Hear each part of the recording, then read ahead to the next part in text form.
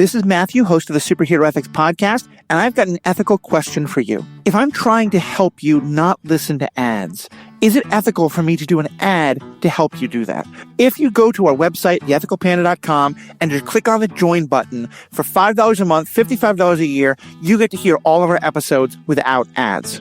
Was I ethical in doing this? Let me know.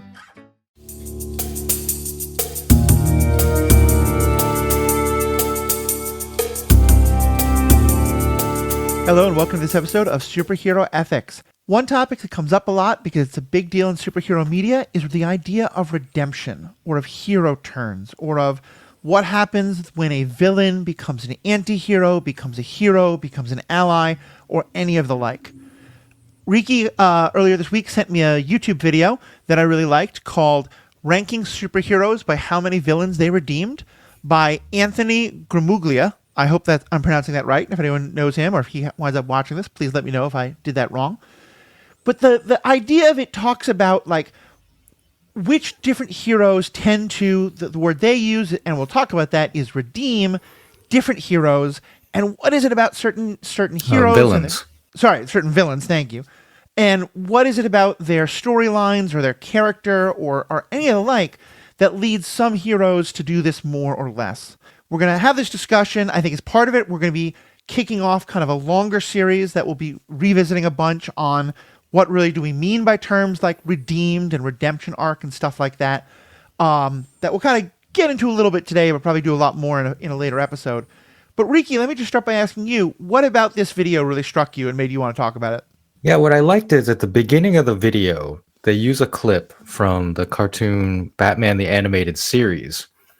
And it's the episode where Harley Quinn is having a bad day. Yeah. And basically leads to her getting into criminal situations. But throughout it, like, Batman still is trying to help her. And at the end, like, they had this conversation that's clipped in this video where Batman ends up saying like something like, everyone has a bad day. Right. And it's not like forgiving Harley Quinn, but it's kind of like an understanding and a reconciliation between them. That's really beautiful for a superhero cartoon between a hero and a villain who have been at such odds with each other to have this moment where they're like, shit happens, basically. Yeah. Very much so. And I think that particular line is so vital because that's a theme through a lot of the Batman stories. You know, both the Killing Joke and Joker kind of feeling like anyone could have a bad day and it could turn them bad, and this being kind of the opposite of that. Batman sort of saying like people shouldn't be defined by their one bad day or things like that. Yeah, and I think specifically in this episode, Harley was not trying to do crime. She was trying to like live straight, but then kept getting into situations like I was getting frustrated. Like, I'm not trying to do this. Like, this is not who I want to be anymore. Right. And I think that is what Batman was responding to. Yeah. Is looking beyond the circumstances to her character and her motivation. Very much so. And that, it's funny, this could take us down a whole other topic line, but I think it's worth mentioning. You know, one of the things Batman is often accused of, and I think to some extent rightly so, but to some extent not so much, is the idea that he has all of these billions of dollars. And then if he really wanted to address crime, there's a lot of things he could do rather than like buy a lot of toys to punch poor people, bad guys. And if that sounds like an oversimplification, that's kind of the point, is that's the way the argument is often made. And it can be more nuanced to be sure. And I think especially in kind of the top level media that a lot of people are most exposed to, you know, the more casual fan, the movies and stuff like that, I understand where someone might get that impression, though I think it's not always the case. But certainly I think in things like Batman the Animated Series and a lot of the comic books and stuff like that, you have more of this kind of thing of Batman having more understanding of, people in hard situations often don't have many good choices, with criminality being a lot of their available options, or that like in some other episodes, he has experiences with there's the character Ace of Spades, and it's like the Spades gang or something like that, the Royal Flush Gang. The Royal Flush Gang, yeah, you're thinking of, actually, it's the Justice League cartoon. That's right, but it's mostly a Batman. Where he sits with her at the very end. and just Yeah. basically talks to her until she passes. Yeah. And that's, again, she's someone who'd been doing a lot of harmful things, but he's kind of shown a lot of sympathy of her where she came from and how she was raised. And this is something I thought you were going down when you said like Batman is accused of, or one of the critiques of him. But Batman is often accused of creating his villains, right? Right. Like being the instigator that turns them into supervillains. And there again, the animated series even had an episode where he's put on trial for this Right. by the Arkham inmates. But I think what that kind of ignores is how much effort Batman does put in to trying to pull them back from their villainy. Right. Especially in this series, we saw the Harley Quinn thing. One of my favorite relationships is his relationship with Harvey Dent, Two-Face. As Bruce Wayne, he's best friends with Harvey Dent. Yeah. And it breaks his heart when he becomes Two-Face. And there are future episodes after he's become a supervillain where he tries to help him rehabilitate Right. and return to life as Harvey Dent. I mean, just the fact that, and we can talk about this. This is, again, going to probably launch a number of related episodes. But just the fact that in Batman, the end result for most Batman stories is not to put people in jail, but to put them in Arkham Asylum. And a problematic place in its own right. A deeply problematic place that comes from a really problematic understanding of mental health and also of stereotyping of mental health institutions. But just the fact that we're starting from an idea of these are people who are sick, who need to be helped, rather than these are people who are evil who need to be punished, is in and of itself, to me, a huge statement of Batman's perspective on all these questions. Let me back up, though, for a second, because for me, one of the things that I most want to get into, that I think you and I have discussed more, that we won't really talk about too much this episode, but I think is important to kind of name. In the video, he says, we're ranking superheroes by how many villains they have redeemed. And you and I have often talked about the idea that the term redemption or redemption arc is applied way too loosely. And I think that's going to be a whole episode in and of itself. Are you comfortable? Like, to me, a lot of the things that they talk about in this video, there are some that I think of as kind of redemption arcs in terms of characters who really come to understand what they did wrong, why it was wrong, and want to like make the world a better place as a way of making up for it. There's also people in the video who he names where which heroes are good at getting villains to be on their side out of their own self-interest or out of some kind of mutual self-interest, or just a much broader view of these things that I feel like I want to refer to it as hero, like face turns. You know, a wrestler can make a heel turn to become a bad guy or a face turn to become more of a hero. To me, in this video, I think, and in this conversation today, we're talking about something much broader than just redemption arcs. And that's why I want to use the term face turns. Does that jive with your understanding of it? Sure. I mean, like, it's ultimately it's semantics, but the term that I personally think of in these situations is rehabilitation. Is that the heroes help the villains to rehabilitate. Right. And whether they redeem themselves or not can be attached to that, but is a separate issue. Right. Well, and like, to me, let me ask you this. Like, I guess kind of what I'm trying to get at is, to me, even rehabilitation is different than a villain who has decided to work with a hero against a bigger bad. Sure. I mean, which is a lot of what they talk about in the video that, to me, that's classic Dragon Ball. Dragon Ballism. Yeah, exactly. And in the MCU, it happens all the time, you know, and so many of these comic universes. Well, okay, so with that in our pocket, let's kind of go back to what we were talking about. And one of the things that I think is so interesting in what we're talking about there about Batman and this idea of creating his own villains, to me, this is a way in which I think it's very interesting to compare him to Iron Man. Because, and granted, there have been many different versions of both of these characters, but in some of my favorite versions of them, yes, sometimes they create them through their own individual decision-making, like Val Kilmer Batman helping to create the Riddler, although he's pretty justified in that, and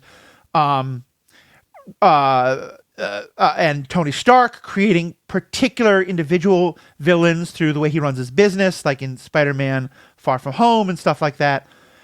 But to me, a large part of their stories is about not the things they are doing individually, but the things that their companies are doing, sometimes under their direction, often largely under their father's directions in both of their cases, that helped create a lot of this villainy that they're now working on. And I think it's interesting that they take very different approaches to it, but in both cases, there's a sense of like their fathers were big capitalists, were doing all this kind of business stuff. In Tony Stark's, I think it's a little bit more direct because it's arms dealing, although in the Christopher Nolan movies, they go that exact direction with Batman as well. And then in both cases, like the son of the father is kind of looking at how do I not only deal with the kind of overall issue, but like my company that I now inherited from my father is doing these bad things that I want to try to make better. Okay. I'm not fully following, so maybe I need some examples of where you're going with this. So I guess where I'm going with it is, and it's somewhat of a tangent on this thing, but I guess I'm just saying I'm trying to draw a connection between a lot of the most modern portrayals of both Batman and Iron Man, in that both of them have fathers who were in charge of these large corporations that they have now inherited, Stark Industries or Wayne Industries, that in particularly in the Christopher Nolan movies and in the MCU movies, that those companies were selling weapons, were selling a lot of things that were creating a lot of villains around the world, and that they are now trying to make up for some of that legacy and correct some of that legacy. And in many ways interrogate that legacy and wrestle with it, with Christopher Nolan Batman, but also somewhat the Robert Pattinson Batman, kind of looking not only at the arms dealing, but like in Robert Pattinson Batman, it's his father's corruption and involvement in corrupt politics. In Christopher Nolan Batman, it's all the weapons dealing. In Tony Stark's in Robert Downey Jr.'s Iron Man, the MCU's Iron Man, it's very much the weapons dealing. In both, it seems to me there's an interesting parallel there of they have an understanding for their villains, in part because they see a lot of their villains as being created either by their fathers or by themselves through their business dealings. Again, like when it comes to Iron Man, let's focus on Iron Man, because Sure. I think he is the most weapons dealer-ish guy. Like that's what they do, right? That's Stark Industries, as they sell weapons. In the beginning of the Iron Man movie, Tony Stark is on a sales pitch mission to the Middle East to sell the Jericho missiles. Right. So, and he's like fully on board. Like he's like, hey, like look at these great missiles. You know, that famous scene with the explosions behind him. I don't buy that he's like different from his father. Like he's fully in on this until he's kidnapped and has this realization, like they're using my weapons for the wrong reasons, and now I have to change the focus of what Stark Industries is doing, and he has the conflict with Obadiah Stane. Right. So going into the movie, I feel like he is 100% on board and responsible for his actions and the actions of his company. And it's not like, oh no, like this terrible legacy my father left me, whatever will I do? He created that legacy, right? Well, he kept building upon it. Yeah, no, definitely. Yeah. Okay, yeah, that's fair, because certainly, and in both Batman and Pattinson versions, it's Bruce Wayne discovering his father's, or what his company has done. You know, in Nolan, it's not his father, but it's the company since his father died. Okay, yeah. So I'm a little less tuned in on the specifics of Batman and like what he inherits and how he discovers it. So if there's something there, sure. It was probably a tangent that we probably spent too long on. That's my fault. Getting back to this then. So we talk about Batman. In the video, they build kind of this rubric of giving points for how many people different heroes have saved. And I don't want to get into the points and the specifics of it. I don't think it always lines up, but I think it's an interesting rubric. No, I mean, especially when you reference comic books, Yeah, There's no way you know every single villain. exactly. Exactly. But what were some of the other kind of overall themes that they pointed out that you thought were interesting or worth discussion? Well, it ends up the it goes like in reverse order from least to most. Uh-huh. And I guess like second place or like first place for individuals was interesting to me because it's Spider-Man. Mm-hmm. And very specifically in his latest movie, Spider-Man No Way Home, the idea of rehabilitating the villains is absolutely central to the plot of the movie. Like it's the Right. whole point, Right. basically. So I found it very interesting to explore Spider-Man's history in the comics as well of doing this and Mm-hmm. why he's number one. Right. And we can get to the real number one later. But I want to focus on Spider-Man because it is Sure. that movie, like being in the MCU, will be something that a lot of people have consumed and be familiar with. And I think the fact that the idea of rehabilitating his villains is so central to Spidey's character is Right. important. Very much so. And I think we can kind of look on that on two levels. And one is the why is it that the writers of Spider-Man have made him in particular a character for whom that is so focused, but then also within the story itself. And so maybe let's start with within the story itself. What is it you see about Spider-Man that makes it so important for him? Well, it all goes back to Uncle Ben, ultimately. Yeah. With great power comes great responsibility. And in the movie, it's Aunt May who delivers that message in her dying moment when they had been trying to help the villains, and then the Right. Green Goblin, Norman Osborn, betrays them, and he's the one who kills her. But Aunt May says, "No, like we were doing the right thing," Right. and that's the internal conflict that Peter Parker has to wrestle with in the second half of the movie Mm-hmm. is his desire for vengeance against Green Goblin for killing Aunt May, Right. but wanting to honor her message and her legacy and saying, no, you have to help people. Yeah. That is why you have this power. And I think especially when it comes to superheroes Mm-hmm. who have power and helping people, like how do you help people? Is it just by defeating villains, right? And killing them? Like we talk about whether it's okay to kill villains or not, and 99% of the time I say no. But this takes the discussion one step further. It's like not only should we not kill them, we should seek to find ways to help them so Right. that they do not continue a path of villainy. Right. Well, and one thing I think is so essential, and granted, I will say I've not read many Spider-Man comic books. I think I watched a couple episodes of the TV show, the animated TV show when I was a kid, but I do not remember it. But mostly I've seen like all the Tobey Maguire and the oh god, what's the name of the guy who plays the after Tobey Andrew Garfield. Andrew Garfield, thank you. I was like, it's something about a cat. Andrew Garfield, and then of course most recently Tom Holland. And I think one of the things that they really strive to do, and this is again a parallel with Batman, I think, but even more so, is Spider-Man cares about why are these people villains, and I think it not coincidentally, almost all of the Spider-Man villains are shown to have some reason they are doing what they are doing, and the video hints at this, but I want to go even deeper at this. It feels like most Spider-Man villains can be grouped into one of two categories. One of which is people who have had some kind of terrible tragedy happen to them, and they're acting out in part as a result of that tragedy and the unhealed pain or trauma or the need to recover or something like that. And that's kind of a like, well, so how much there's sort of an argument of like, is this fully in their control? Because if they hadn't had this, or if they'd had more social help or something like that, would they have become these villains? And then the other side takes, and I think there's a lot of overlap, but takes it more literally of people who are on the margins. They've faced a tragedy. Something has happened, and so they're turning to science in a way to try and fix things, but without regulation, without safety.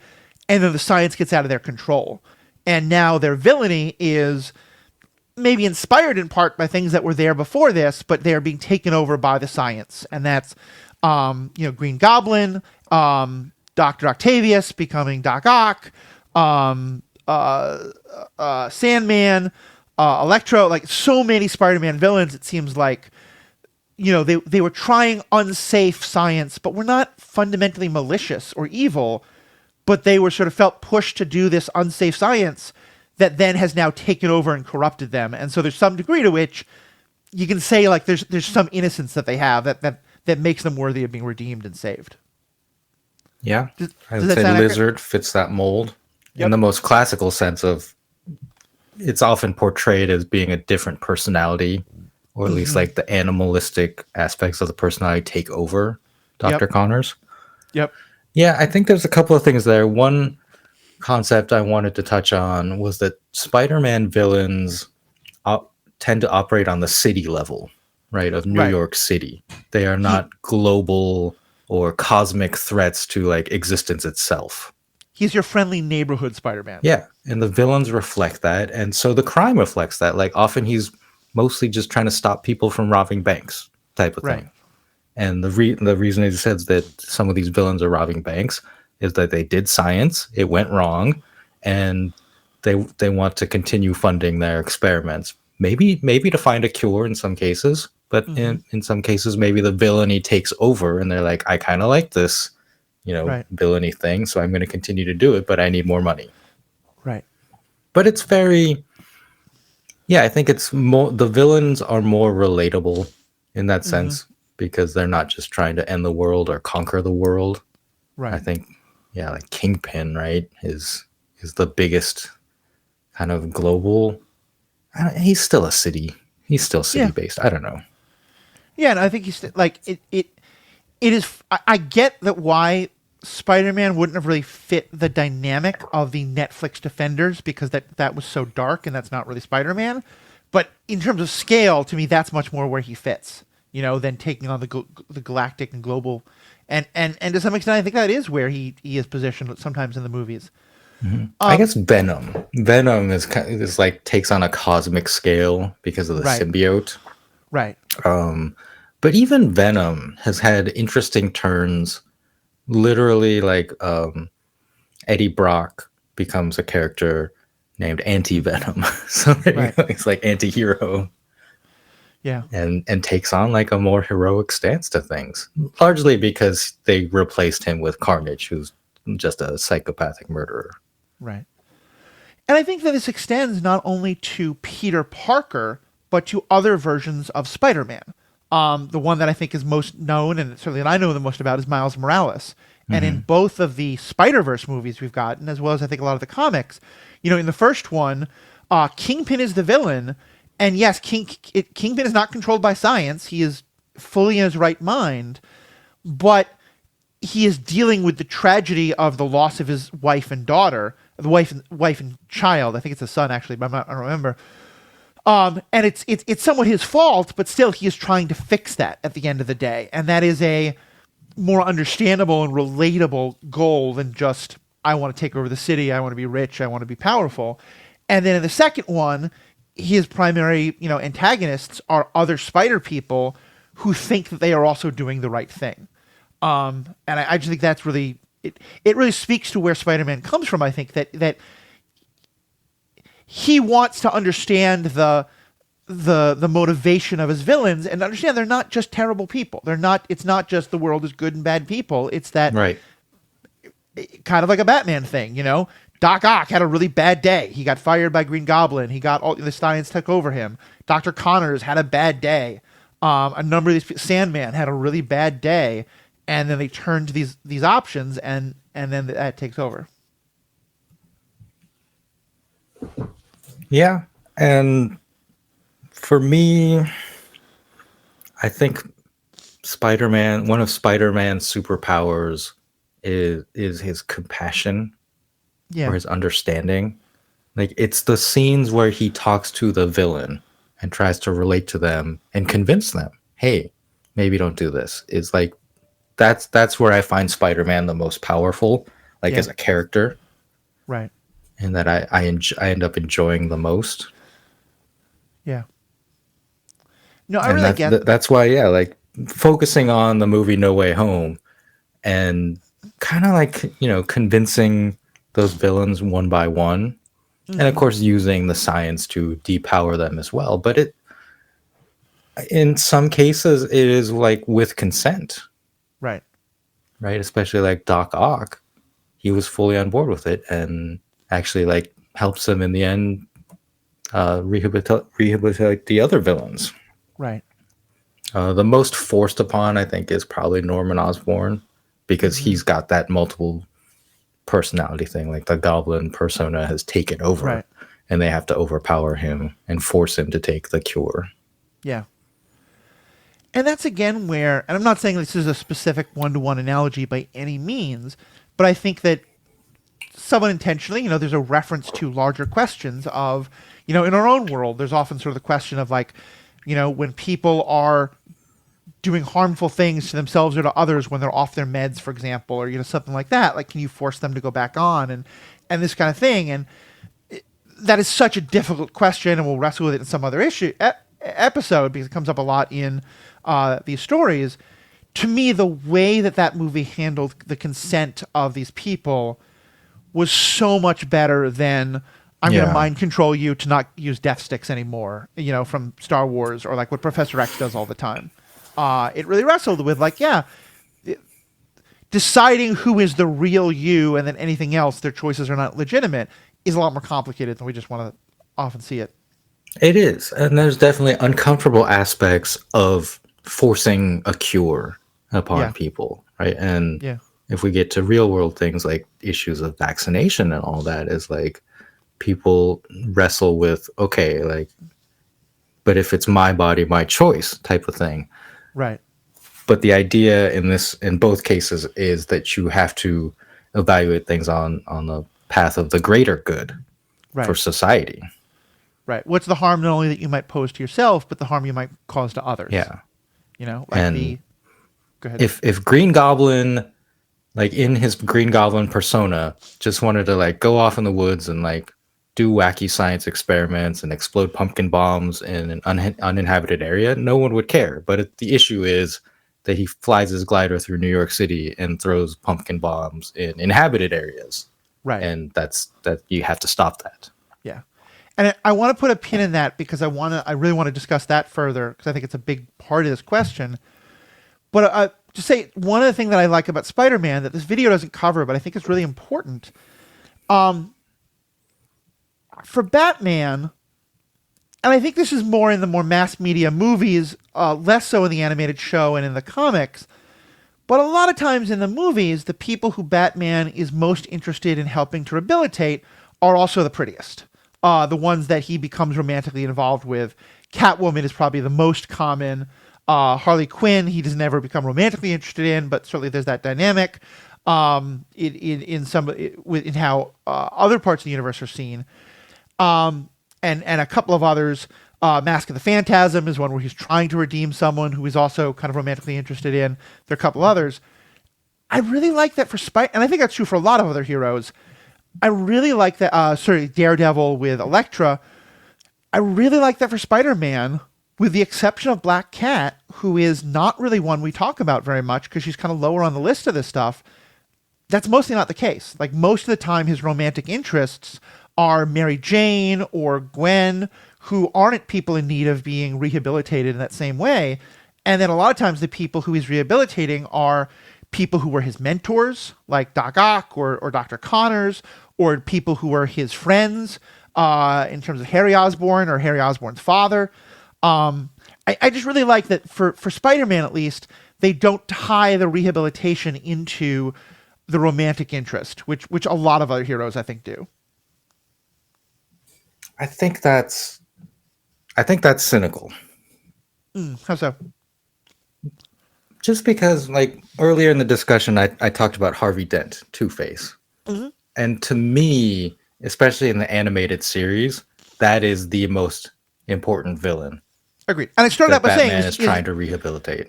I started out by saying this is mostly in the Batman movies, not as much in the animated series of the comics. Okay. Well, I mean, in the movies, is he trying to rehabilitate anyone? That's the thing. Like movies.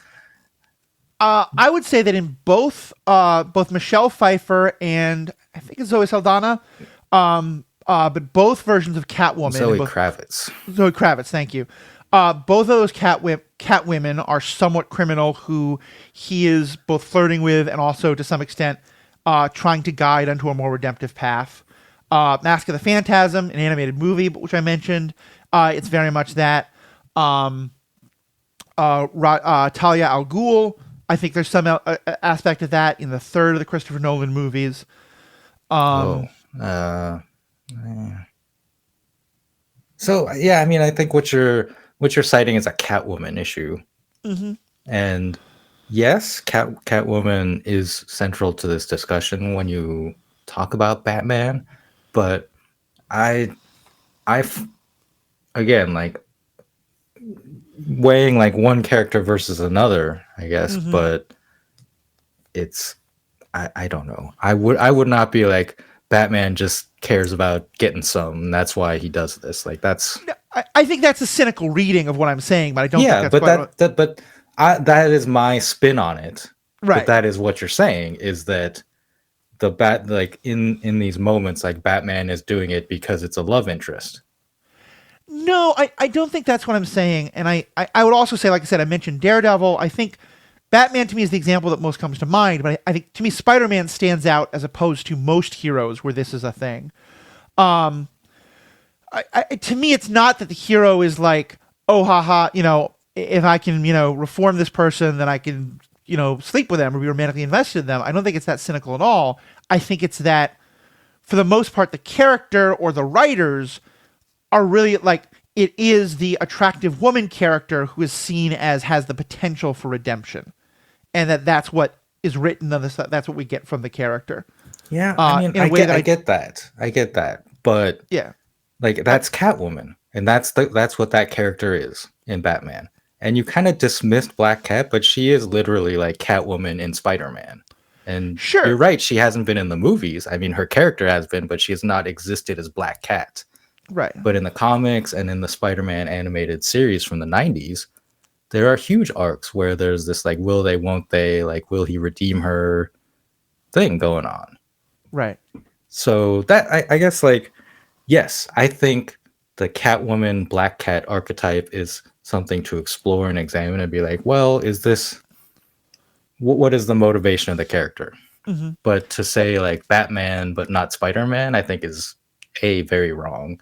And then like other superheroes, like another person on this list, on the original list, was Captain America. I think he Right. ranked very highly, and his central person that he tries to redeem is Bucky Barnes, Right. the Winter Soldier, which to me is similar to the Harvey Dent storyline of like here's a best friend who through kind of no fault of his own, I guess, yeah, like no fault of his own, became a villain Yeah. and is programmed to do evil, and Captain America goes to great lengths to save him from that. Yeah. And I cannot think of, off the top of my head, I can't think of any examples of Captain America having a villainous love interest. But I mean, I think many would say Bucky is his love interest, but yes, no, I very much agree with what you're saying. I guess Batman to me is more of an example of it. I think that Steve Rogers and Spider-Man are the exceptions that a lot of the time, and Daredevil Electra is the other one that comes to mind, but I think there's others where I do think that for a number of superheroes, redemption and romantic interest are often tied together in a way that, with the one exception of Black Cat, for the most part with Spider-Man, they are not. But yeah, we may disagree on that. That's fine. It's kind of a tangential thing here. well, like you say, for the most part, except Black Cat, but then like Batman, I guess you said Catwoman and Mask of the Phantasm. Right. And Talia al Ghul. And Talia al Ghul is complicated. I don't know. yeah. I don't know if he's ever tried to redeem her. Probably, like, yeah. Mostly, I feel like he's trying to redeem Damian from Talia's influence. Yeah. His son, Damian Wayne, who becomes a Robin. Right. And again, I mean but that hasn't really appeared in the movies, which is the main thing I'm talking about here. Anyway, I think we just kind of we don't see it eye to eye, and that's totally fine. Let's go back to the point you were making though about the the risks that sometimes happen here with when you're like, I think someone can be redeemed. Because to me, one of the most interesting things there, like you said, it's one thing if Green Goblin is harming himself. It's the issue that he is posing a danger to others that raises the question. And for me, the question that I think is really explored, the really interesting question of Spider-Man Far From Home, one of them, is not just how does his desire for redemption and Aunt May's desire pushing him in that direction come up against his desire for vengeance, but also if I think I can save someone, and in part because of that, I don't put the hammer down or I give them a chance to do good and in some ways facilitate them causing more harm, to what extent am I now responsible for the additional harm they're causing? And this is the Obi-Wan letting Vader live, now not once but twice. This is the kind of, Peter Parker trying to rehabilitate the criminals, but that to some extent lets them free again. And Aunt May lets him off the hook, and I think because she says, like, no, I'm glad you did this, I don't blame you for it. But do you think there's an interesting question there of when a hero kind of gives a villain another chance to try and do the right thing, are they responsible when the villain doesn't do the right thing or does do bad again? No. And I think I've always been consistent on this, is that no, I don't think the hero is responsible. They can feel guilt. I think that's an important part of the journey for them. I think it's important for the heroes to feel guilt in that moment because it's good television, but also I think it's good character. Right. But absolutely, like I think every time this comes up, I'm just like, no, they're not responsible. Like a villain is responsible for their own actions. Mm-hmm. But I mean, if I know someone has a history of drinking and driving, and they tell me, no, don't worry, this time I have finally quit drinking, and I hand them the keys to my car, like, to me, I hold some responsibility there. And I feel like, at the end of the day, the villain is always going to be the one who's the most responsible. But I do feel that, like, when you have a chance to prevent a person from doing further harm, and you don't because you think they can be rehabilitated, I feel like it incurs a responsibility on yourself to do all you can to prevent them from doing harm again. And when that is a ethical issue that's tied into attempting to rehabilitate people, and that I want to be very careful there because I think that's an argument that leads towards the death penalty and stuff like that, and that's not what I'm saying at all. But it's to me the idea of, like, how do you find ways to rehabilitate people while also keeping them off the streets or keeping them in positions where they can't do the harm again until they've been fully rehabilitated? Well, I think we've run into these issues in our everyday lives in all kinds of situations, and none of us, well, I don't know, dear listeners, but I'm going to say none of us are superheroes. Yep, that's true. And if we see someone doing harm or we suspect they're going to do harm, like, I don't think we have a responsibility to stop them.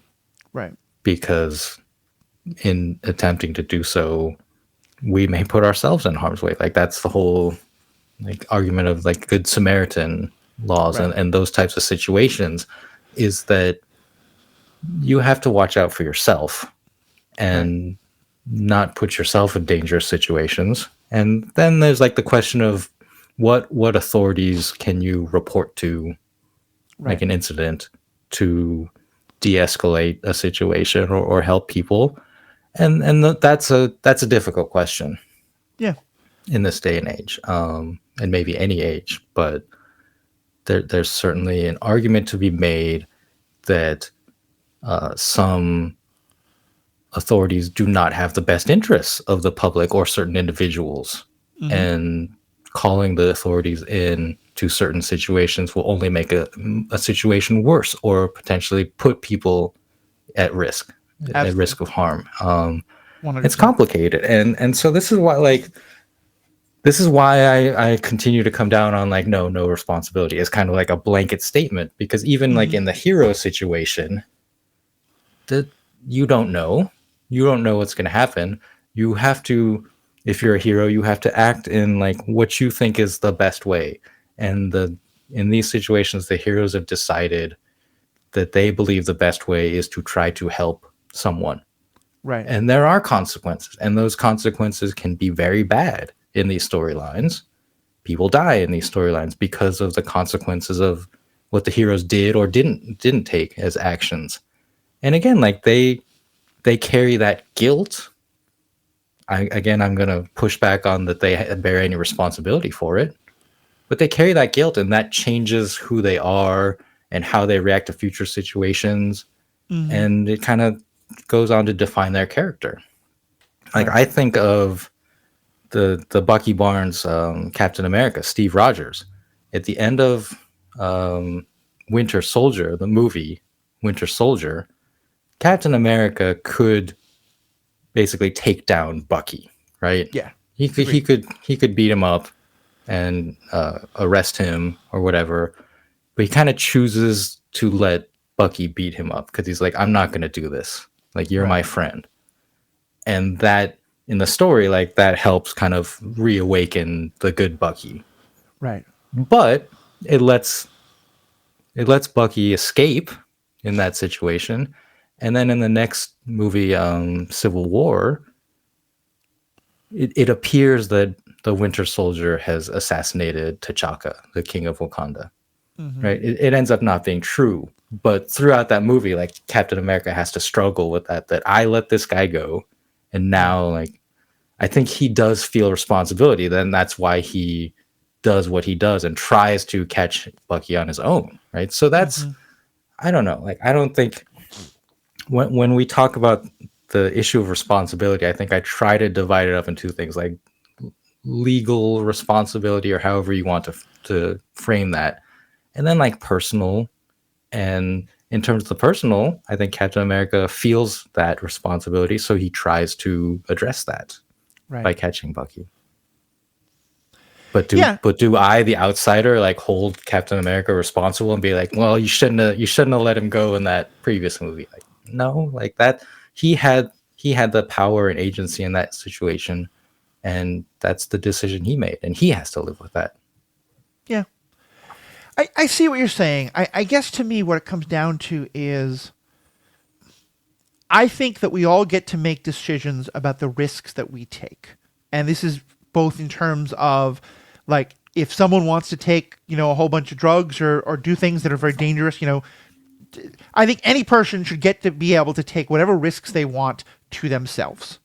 And that both applies to, doing terrible things to yourself, but it also applies to if I want to help somebody who's been very violent rehabilitate themselves and put myself in a situation where if they do keep being violent, they're going to be violent towards me. I'm taking that risk. I'm choosing to take that risk. But when you're saying I have the chance to prevent this person from doing further violence, but I'm going to put them in a situation where they could, because I think it will help them to not do it anymore, and I trust that they won't do it anymore, their potential villains, their potential victims didn't get to make that decision. You've consented to take that risk, but the people who they're also possibly harming haven't. And I think that's where, and to me the most extreme example is where, like, I think that a lot of, and again, I don't believe responsibility is a zero-sum game, and so I never want to take away from that. Darth Vader is responsible for every single person Darth Vader killed. End of story. But also, Obi-Wan, as we now have it in canon, twice had an opportunity to end Vader or some other way prevent Anakin/Vader from going on to do the terrible things he does, and he didn't. And I think we can look at him and say, Obi-Wan, you carry some of the responsibility for what happened, therefore. And I guess to me that's what, and I really liked how it was addressed in No Way Home, is it felt like it was sort of pushing Peter to look at, hey, wait a minute, you trusted these people, and that comes from the very best place. But when you trust these people and your ability to rehabilitate them, are you putting others at risk, and what does that mean? Hmm. Yeah, I agree that that's what the story is saying to us. Mm-hmm. And then the two other Spider-Mans Right. basically convince him or tell him that it's the right thing to do, Mm-hmm. even despite the consequences. And it's a difficult pill, I think. Mm-hmm. But for that story, I found it beautiful. I think it's a good sentiment to have in general. Mm-hmm. That makes sense. Well, do you want to? We're almost in an hour. Do you want to turn to the last of the what he names as like the winner in his contest of who has redeemed the most, and it's a group. Yeah. Um, Number one will surprise you. mm-hmm. Well, because it's a group, so it's hard to pin down like how and when. But Right. it is broadly just the X-Men. Yeah. And it's because basically like the X-Men and their villains are the same. And that line Right. has blurred more and more in recent comics with the Krakoa storyline, where they form a mutant nation that includes former X-Men and former Brotherhood of Mutants or whoever, up to and including Apocalypse, Right. one of the all-time big bads of the X-Men, is a member of Krakoa. And they generally try to do good or are Mm-hmm. heroic, but mostly like what ends up happening with X-Men is like their definition of doing good, I think, is focused on mutant kind and Right. protecting mutants. And so it does often put them in conflict with human society. And of Right. course, there are like the evil elements of human society that are trying to eradicate mutants using sentinels and such. But there's also just kind of like run of the mill situations where there's conflict, and the X-Men will always favor the mutants, right? Of Mm-hmm. protecting mutant kind because they're a persecuted people. Right. Yeah, I feel like we never actually said this word, but I think so essential to both the Spider-Man and Batman, as we're talking about, is empathy, and is the ability to both Spider-Man and Batman and other heroes can put themselves in the shoes of someone else and say, okay, I understand why you made these decisions, and it makes it easier for me to see the good in you and to not just hate you and want to punish you. And I feel like with the X-Men, it goes even further because, as you said, every, especially when they're fighting other mutants, you know, every other mutant who Magneto faces has faced the discrimination and hatred that against mutants that Magneto has. They haven't felt it on other elements in the Holocaust and things like that, but they can sympathize with what Magneto is going through and why Magneto feels the way he does and why Apocalypse feels the way they do. And I didn't see it coming. And first when they put up the picture, I thought they were going to do Professor X, and I was going to get like, oh, mind control is not redemption. Let's be very clear here. But I like that direction because to me that's the real key is redemption becomes easiest when you best understand where the villain is coming from, and that's also easiest when you're like them, when you've gone through what they've gone through. Yeah, there's a reason the phrase Magneto was right is so popular within Yeah. X-Men fandom. And the membership of the X-Men historically, I mean, you got Emma Frost, I think, is one of the classic cases of she was a villain. She was like one of the members of the Hellfire Club, but then Right. she goes on to be a teacher and I think even at one point headmistress of the Mm-hmm. academy. Rogue started off as a villain, I think a Mm-hmm. Captain Marvel villain. That's where she got her powers from. She stole Captain Marvel's powers. Mystique, especially in the movies, Yep. right? Jennifer Lawrence Mystique has bounced back and forth between both sides. Mm-hmm. And Magneto himself, Yep. is always teaming up with the X-Men against a greater evil. Usually it's the Sentinels. It's like, okay, this is the one where we all have to band together because they Right. just want to kill all of us. Right.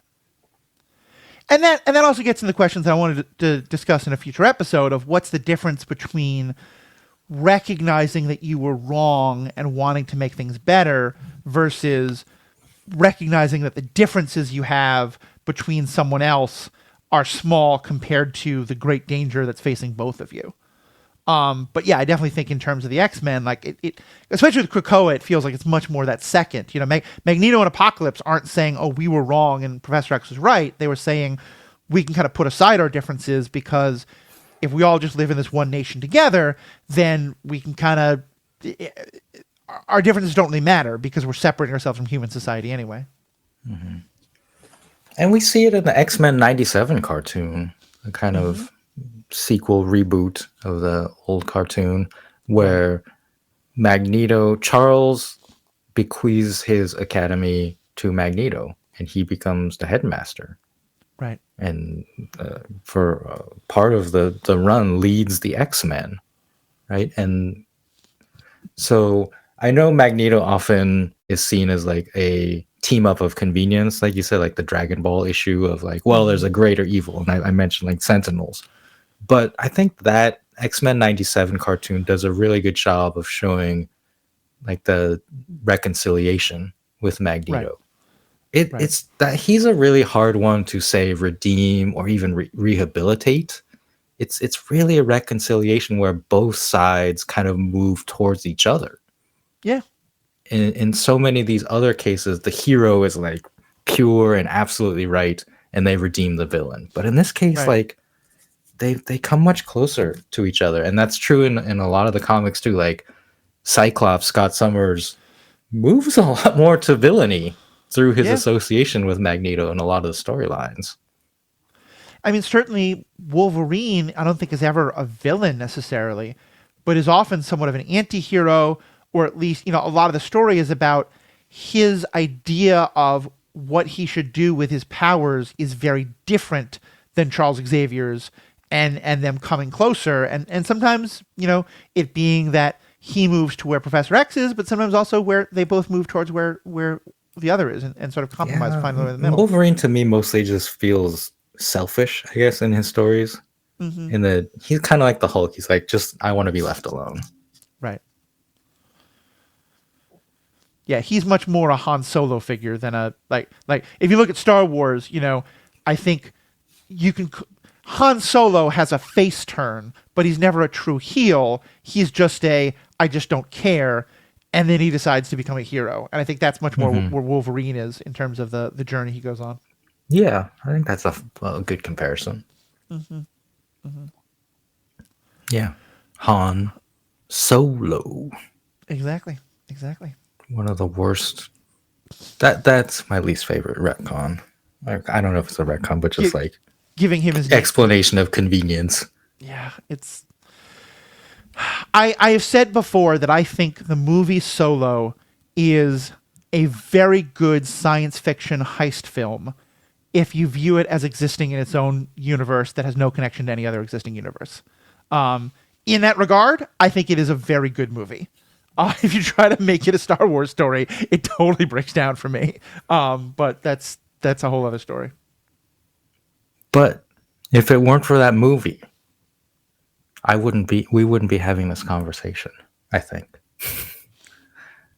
Because it's because of the movie Solo that at the end of that movie, Darth Maul just shows up out of the blue. And I had only watched the movies. Right. I was like, what the heck is going on? And then people explained to me, oh yeah, like there's this whole, I think at the time, 6-season cartoon. And Darth Maul survived Phantom Menace, and he's in the cartoon a lot. I was like, oh, okay. And that led me to you, and we covered that, the Clone Wars, and here we are. So you can thank Solo. Thank Solo for or a whole blame bunch of great Solo. podcasting. You know, however you want to look at it. Well, I'll thank Solo. Like I said, I think it's a fun movie to watch. I just need to not connect it to Star Wars, and other people do, and that is totally fine as well. There's no right or wrong opinions there. Like I said, I think this topic of redemption and face turns and all that is going to be one we revisit. Any other last things you want to have on this particular conversation about heroes who are able to redeem or help or rehabilitate villains. Yeah, I just want to kind of pull back again and explore the whole topic and say why I value this so much is that when you have stories where the hero tries to relate to the villain and help the villain, that is character defining for the hero and what Yeah. that means. And these people, these characters are presented to us as examples. Right? I think like ultimately that's why we like stories like this. Like this is an example of a hero. Like we use that word in real life to Yeah. define people who do good things. And we often relate it back to these superheroes. So saying like this is what a hero is, like this is what a hero should do is a Right. powerful form of storytelling to me. And that's why I value these stories. I Uh-huh. know that because of the way continuity works, that rehabilitation for villains often doesn't stick because 2 years later you want to reuse that villain and have them be a villain in a storyline again. Mm-hmm. So there are very few examples where it really works and they stay on the good side. Right. I think in the Ant's video, Captain America was the one where it seemed to stick the most because when he rehabilitates villains, it's through the lens of like getting them to join the Avengers, right? Right. Scarlet Witch, Quicksilver, Winter Soldier. So like he seems to have the best record for things that stick because he gets Right. them to join the Avengers, and that's a huge part of Cap's character. He might not have had the highest count, but Mm-hmm. maybe we could argue that he's got the best success Yeah. out of all of them for that reason. The X-Men is interesting because again, like everyone, like good and bad mutants by whatever Uh-huh. definition, like end up joining together in a lot of cases. So it's Yeah. hard to say, what's happening there. And like we touched upon it. That I think that could be a very good long discussion. Is like what happens when the good guys and the bad guys join forces. Right? I think Yeah. we might talk about that. Yeah. No, I think that's true because I think that is often one of the biggest of the kinds of face turns or redemptions that can happen, and talk about like, yeah, what does that mean, and especially when it's do they join forces because the villains have decided to stop be villains, or do they? And I think these are some of the stories I like most. Like I think the Arrowverse did some interesting job exploring this, where the villains were like, okay, we're going to work with you because there's this much bigger bad and we'll stop doing terrible things while we're helping you. But then at the end of the day, we're going to go back to being villains. You're going to go back to being heroes. And that's how it's going to be. Oh, okay. You mentioning the Arrowverse has triggered something in me. Mm-hmm. And we are I'm rewatching. Sarah's watching for the first time Smallville, which predates the Arrowverse and was really kind of like the first big superhero TV show of this new era. Mm-hmm. And to me, the best part of this show is the relationship between Clark Kent and Lex Luthor. Yes. We're into season 4, and throughout these first 4 seasons, they constantly call each other, you're my best friend, Clark Yeah. or Lex, and they have these conflicts, but they keep coming back to each other, Mm-hmm. and it's my favorite portrayal of the character Lex Luthor. Yeah. I did enjoy the performance in Superman 2025, but like Mm-hmm. as a character study, I think like this is the best Lex Luthor. Yeah. Well, that's great to know because I stopped watching Smallville, I think in season 2, because it is a show that I think in some ways has not aged well. But there's a lot of great things in it, and I did love the Lex Luthor characterization. So that makes me probably want to go back and watch it again. And hopefully, because I miss having Sarah on these conversations, so we can talk about maybe if she'd be interested in talking about that with us. But yeah, I think you're right. I think that's it. But yeah, I think And it relates back to this because he's not like Lex Luthor on the show, at least at this point, season 4, has not gone to villainy. But yeah, constantly there's this struggle. He has this internal struggle. He talks about like the darkness in me. And he right, says to Clark, like, your friendship is like one of the things that keeps me wanting to be good.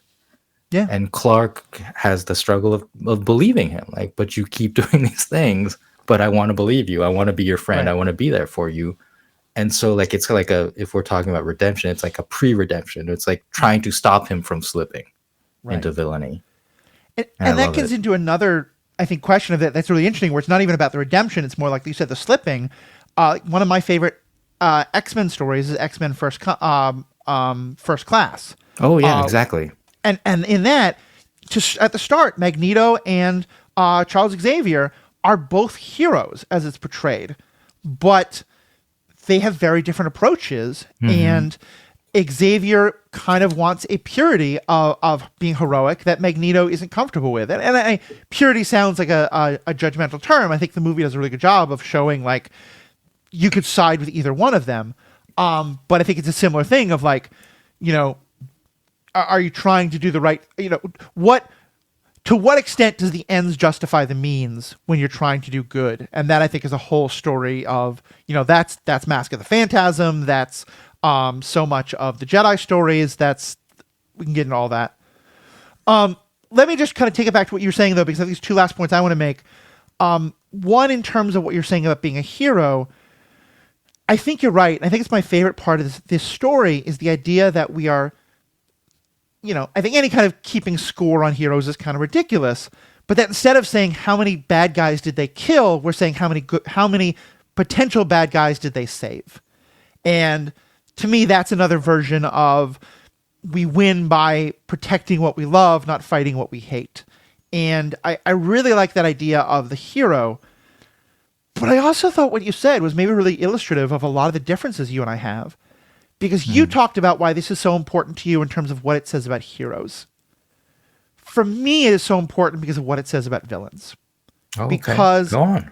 I think one of the most harmful ideas out there that, has been in higher or lower at different times, but is certainly very much kind of in vogue and waxing right now, is the idea that there are just good people and bad. And, the best way to stop a bad person with a gun is a good person with a gun. And that there are, good immigrants and bad immigrants and good, whatever it is, that there are just good people and bad people. And I think that's an incredibly dangerous idea. I think it's incredibly dangerous in your personal life in terms of how you view people. And I think it's very dangerous in larger scopes. And I really like stories that focus on the idea that, like, to me, the best villain, I've always said, is one where I can look at it and go, I haven't taken step 10 on the path you're on, but I've taken step 1 or 2, and I can probably understand why someone would take step 3 without realizing it's a problem. And being able to recognize that, like, yeah, I think a lot of people can have a very bad day and not become evil or problematic or however you want to describe it, even though any of those terms is an issue in and of itself.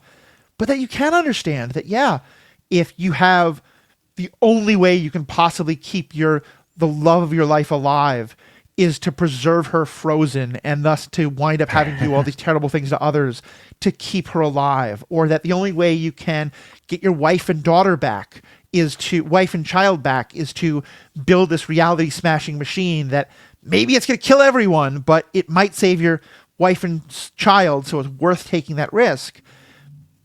Those people do incredible harm. They're villains, but I can relate to them. I can understand them. And I think doing that makes it easier not only to move us away from wanting to punish the bad people, but to help us recognize, like, we all have that potential. And how do we stop that, And so to me, I just think it's interesting. You focus on the hero, I focus on the villain. But I think it's both ways in which these face turn stories are so important and really thought-provoking. No, I really like the way you put that, especially of not being reductive as Mm-hmm. to groups of people as like good or bad, Right. like as a whole, or even just like the good or bad sections. Because yeah, like Mm-hmm. someone who does a bad thing, like someone who committed a crime, that's a bad thing. But are they a bad person? Like, Right. that's very reductive, and does make it easy to ignore the possibility of Right. rehabilitation. Right. Right? If you just define them, okay, you're a criminal, you're a bad person, hence, like, we don't have to consider your human rights Right. anymore. Like, that's terrible. And we should be seeking to, and I think, like, this is the flip side of that coin is, like, if we consider ourselves the heroes of our own story, as everyone Right. does, Yeah. then we should be seeking for ways to rehabilitate the quote unquote villains in our Right. lives, like the people around us. And again, like I'm not trying to say that that's easy. Like if someone breaks into your home and steals from you, and like let's say they're caught, Mm-hmm. you have been violated. Your home has Yeah. been violated. It's scary, and that you do have to struggle with that sense of feeling of vengeance. Yeah. Like I want the law to come down on this person, like in the full force. Mm-hmm. But take a moment to try to understand who that person is and why they did it. Because Right. unfortunately, like a lot of people are in dire straits financially, drug addiction, and it leads them to do things that are bad. Like I'm not trying to excuse that, Right. but maybe there's a way that they can be helped that will move them from that path. And Yeah. that's not easy. Like it's much easier to just say, yeah, lock them up, get rid of Mm-hmm. them, and get them out of your life. And they don't have to be in your life, but you know what I mean. Is like, Yeah. Well, and I think I very much think that, and I think this is kind of tying to our own world, but I think kind of very illustrative of what we're talking about. My parents were both lawyers, and they talked to me a lot about the law. And I remember as a young kid watching some legal shows with them and stuff like that. I never understood why, when like there was a criminal case, the case was described as the people of New York versus this person. And thinking like, well, yeah, like if you kill Joe, shouldn't it be Joe's family against that person? Or like if you rob from Joe, shouldn't it be Joe against that person? And the point that my parents made that I think is backed up in legal jurisprudence, this is why it is the people versus, is because of course an individual victim or a group of victims is going to see red. When I think it is very valuable for us to say, why do people do crimes? And what is it, why is it that people who don't have economic options turn to crime sometimes? Not all of them by any means, not a majority of them, but that, people who have a lot of economic options are a lot less likely to turn to crime as a way to, get enough money to eat. You don't do that if getting enough money to eat isn't an issue. And so I can, as an intellectual issue, say, therefore, if we don't want people to break into each other's homes and steal from them, creating situations where they have other economic opportunities and they're not doing that as a survival tactic helps.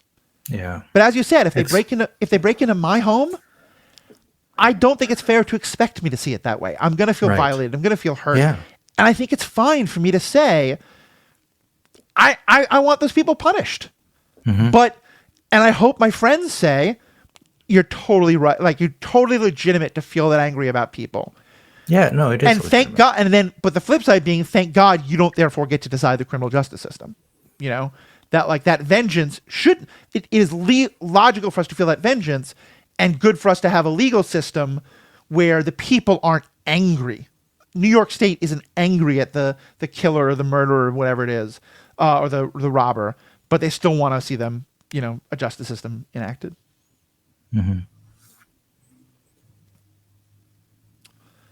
All right. This I was think a good one. And I want to shout out again Anthony Gramuglia. The YouTube channel is at a Gramuglia, AGRAMUGLIA. I loved this video, and I've watched a few other of his videos because I love watching videos about superhero things, and just felt like this one really fit our wheelhouse well. Yeah. No, I think this was a great find. And like I said, I think this opens up a number of further discussions that we can get into that I'm really excited to dig into. So, and I would say other people definitely check out other things that Anthony does. I haven't viewed many of his videos, but I took a quick look at some of the others and thought there were some interesting points. Some I might agree with, some I might not, but definitely interesting conversation. I don't think I'm going to get him on here because his following is significantly larger than ours. But if people do follow him and want to tag him in this video or anything like that, I'll certainly probably write something to him and say, hey, just want to let you know you inspired this conversation. Thank you. And would love to have him on at some point. So long shot, but, putting out into the universe. If you want to help make that happen, do that. Of course, you can become a member of this podcast, which allows you to get ad-free episodes. Who wants to hear ads in the middle of conversations? $5 a month, $55 a year gets that for you. Please think about supporting us in any of the other ways you can. Let people know, share, like, all those things. But most importantly, let the force be with you.